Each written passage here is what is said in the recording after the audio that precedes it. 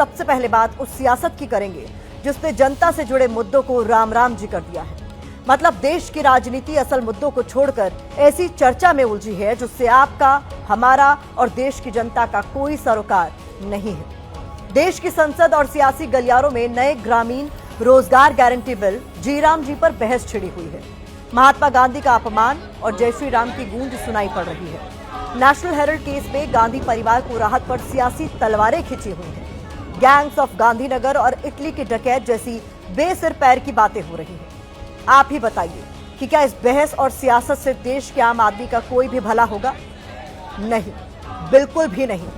आम आदमी का भला तब होगा जब देश की संसद में प्रदूषण पर चर्चा होगी। दिल्ली एनसीआर में लोगों का दम घुट रहा है, लेकिन सियासत को गांधी और राम में फायदा दिख रहा है। प्रदूषण पर सब चुप्पी साध कर जहरीली सांस ले रहे हैं, लेकिन बोल कोई कुछ नहीं रहा।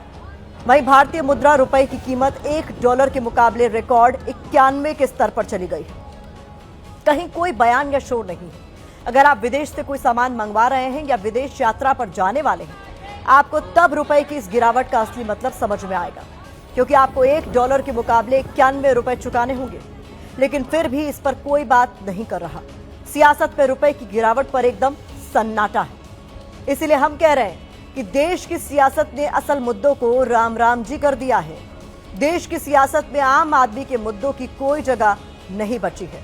सिर्फ और सिर्फ जनता को जरूरी मुद्दों से भटकाने की कोशिश हो रही है। देश की राजनीति को तो फिक्र उस रुपए की भी नहीं है जो हर भारतीय से जुड़ा है। रुपया डॉलर के मुकाबले इतना गिर चुका है कि लोग व्यंग में कह रहे हैं कि करेंसी का नाम AQI कर देना चाहिए, क्योंकि वो लगातार बढ़ता जा रहा है।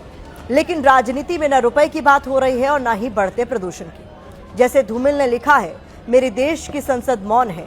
वाकई असल मुद्दों पर संसद और सियासत मौन ही नजर आ रही है।